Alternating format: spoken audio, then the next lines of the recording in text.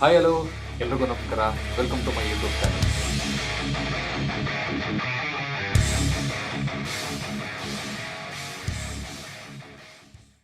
ನಮಸ್ಕಾರ ಎಲ್ಲರಿಗೂ. ನಾನು ಭರತ್ ಅಂತ. ಸೊ ನಾನು ಇವತ್ತು ಮಾತಾಡಬೇಕು ಅಂದ್ಕೊಂಡಿರೋ ವಿಷಯ ಬಂದು, ಕೇರಳದಲ್ಲಿ ಮೊನ್ನೆ ಒಂದು ಘಟನೆ ಆಯಿತು. ಯಾವಾಗ 16ನೇ ತಾರೀಕು ಕೇರಳ ಬಸ್ಸಲ್ಲಿ.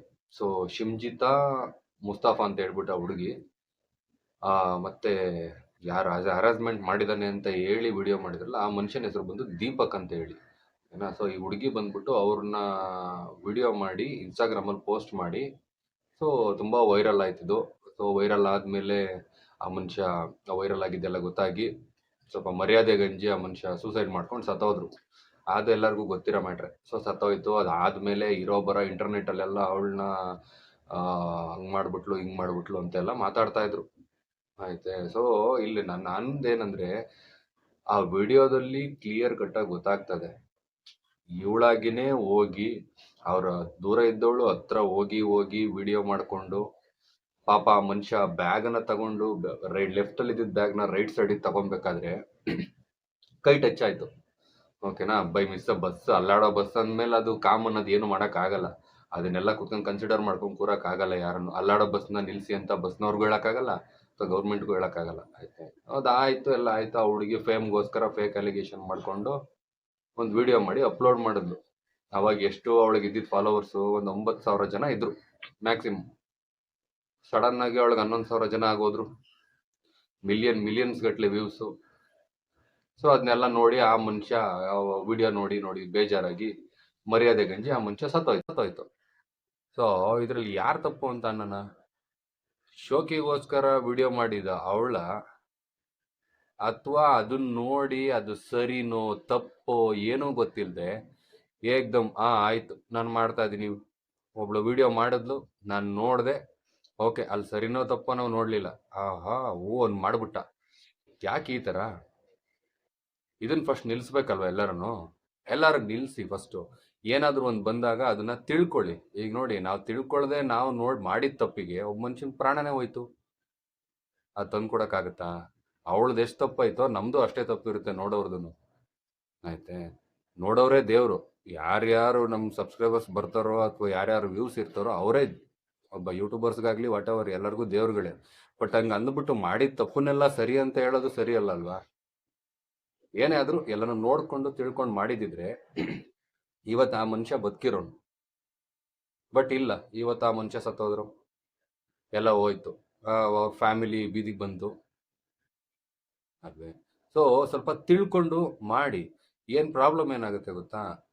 ಈ ಥರ ಆದಾಗ ಯಾರ ಹತ್ರ ಅಂತ ಬರ್ತಾರೆ? ಹುಡುಗರಿಗೆ ಹೆಂಗಿದೆ ಅಂದರೆ, ನಮ್ಮ ಹುಡುಗರುಗಳಿಗೆ ಸೆಕ್ಯೂರಿಟಿನೇ ಇಲ್ವೇ? ಒಂದು ಹುಡುಗಿ ವಿಡಿಯೋ ಅಪ್ಲೋಡ್ ಮಾಡಿದ ತಕ್ಷಣ ಮಿಲಿಯನ್ ಗಟ್ಟಲೆ ವ್ಯೂಸ್ ಹೋಗುತ್ತೆ, ಅದನ್ನ ಯಾರು ಚೆಕ್ಕು ಮಾಡಲ್ಲ ಅಂದರೆ ಅದಕ್ಕೆ ಏನು ಅರ್ಥ? ಅದಕ್ಕೆ ಅಲ್ವಾ? ಅದ್ರ ಜೊತೆಗೆ ಇನ್ನೊಂದು, ಈ ವಿಡಿಯೋಗಳನ್ನ ಈ ಥರ ತಿರುಪೇಶೋಕಿಗೋಸ್ಕರ ಇವ್ರುಗಳು ಮಾಡೋ ವಿಡಿಯೋದಿಂದ ಈಗ ತುಂಬಾ ಜನ ರಿಯಲ್ ಇನ್ಸಿಡೆಂಟ್ ಲೈಕ್ ರಿಯಲ್ ಆಗಿನೇ ಅನುಭವಿಸ್ತಿದ್ದಾರೆ. ಆ ಥರ ಬಂದು ಬ್ಯಾಡ್ ಟಚ್ ಮಾಡೋದು, ಹರಾಸ್ಮೆಂಟ್ ಮಾಡೋದು ಹುಡುಗಿರಿಗೆ. ಸೊ ಈ ಥರ ಅದನ್ನ ಎಲ್ಲೂ ಅವ್ರ ಕೈಲಿ ಹೇಳ್ಕೊಳಕ್ಕೆ ಆಗ್ತಾ ಇಲ್ಲ. ಅಂಥವ್ರ ಪರಿಸ್ಥಿತಿ ಏನು? ಅವ್ರುಗಳು ಇವಾಗ ನಿಜ ಇದ್ರೂ ಅದನ್ನ ಹೇಳ್ಕೊಳಕ್ಕೆ ಅವ್ರ ಕೈಲಿ ಆಗ್ತಾ ಇಲ್ಲ. ಆ ಥರದಕ್ಕೆ ತಂದು ನಿಲ್ಲಿಸ್ತಾ ಇದ್ದಾರೆ. ಸೊ ಬರೀ ಹುಡುಗಿರಿಗೆ ಮಾತ್ರನೇ ಇದು ಮಾಡ್ಬಿಟ್ಟು ಸ್ಪೆಸಿಫೈ ಮಾಡಿ ಈ ಥರ ಮಾಡಿ, ಸೊ ಮುಂದೊಂದು ದಿನ ಏನಾಗುತ್ತೆ? ಯಾರ ಪಾಪ ನಿಜವಾಗ್ಲೇ ಒಬ್ಬನಿಂದ ಕಷ್ಟ ಅನುಭವಿಸಿದ್ರು ಅದನ್ನ ಹೌದು ಗುರು ಬಿಡು, ಅದೆಲ್ಲ ಸುಮ್ಮನೆ ಫೇಮ್ಗೋಸ್ಕರ ಮಾಡ್ತಾವ್ರೆ ಅಂತಾರೆ ಅಲ್ವೇ? ಸೊ ಆದ್ರಿಂದ ನಾನು ಹೇಳೋದೇನಂದ್ರೆ, ಸುಮ್ಮನೆ ಯಾವುದಕ್ಕೂ ಬ್ಲೈಂಡ್ ಆಗಿ ನಮ್ಮ ಜನಗಳು ಯಾವುದನ್ನೂ ಅಕ್ಸೆಪ್ಟ್ ಮಾಡಕ್ ಹೋಗ್ಬೇಡಿ. ಅಕ್ಸೆಪ್ಟ್ ಮಾಡಿದಷ್ಟು ತೊಂದ್ರೆನೆ. ಆಯ್ತೆ. ಪಾಪ ಯಾರೋ ಅಮಾಯಕರು ಹೋಗ್ತಾರೆ, ಪಾಪ ಇನ್ನೊಂದ್ಸಲ ಒಂದ್ ಕಡೆ ಈ ಕಡೆ ಅಮಾಯಕ ಹುಡುಗರು ಸತ್ತರೆ, ಇನ್ನೊಂದ್ ಕಡೆ ಈ ಕೆಟ್ಟ ಗಂಡಸರಿಂದ ಅಮಾಯಕ ಹೆಣ್ಮಕ್ಳು ಸಾಯೋ ಪರಿಸ್ಥಿತಿ ಬರುತ್ತೆ, ಬಸ್ಸಲ್ಲಿ ಓಡಾಡೋಕ್ಕೂ ಎದುರ್ಕೊಂಡು. ಆಯ್ತಾ? ಸೊ ಅದರಿಂದ ನಾನು ಹೇಳೋದು ಇಷ್ಟೇ, ಸ್ವಲ್ಪ ಇನ್ನು ಮುಂದೆನಾದ್ರೂ ಏನಾದ್ರೂ ಒಂದು ವಿಡಿಯೋಗಳು ಬಂದಾಗ ಅಥವಾ ಯಾವ್ದಾದ್ರು ಒಂದು ವಿಚಾರಗಳು ಬಂದಾಗ ಅದನ್ನ ತಿಳ್ಕೊಳ್ಳಿ. ಫಸ್ಟು ಯಾವ್ದು ಸರಿ ಯಾವ್ದು ತಪ್ಪು, ಅಲ್ಲಿ ಏನಿದೆ ಫಸ್ಟ್ ಕ್ಲಿಯರ್ ಆಗಿ ನೋಡ್ಕೊಂಡು, ಹೌದಾ ಅನಲೈಸ್ ಮಾಡಾದ್ಮೇಲೆ ಹೌದು ಇವ್ನು ಸರಿ ಇವ್ರು ತಪ್ಪಿತ್ತಾ, ಯಾರು ಅವ್ರು ಎಂಥವ್ರನ್ನೇ ಎಂಥದೇ ಫೇಮ್ ಮಾಡಕ್ ಮಾಡಿದ್ರು ಸಮೇತ ಹೋಗದ್ ಬಿಸಾಕ್ಬೇಕು.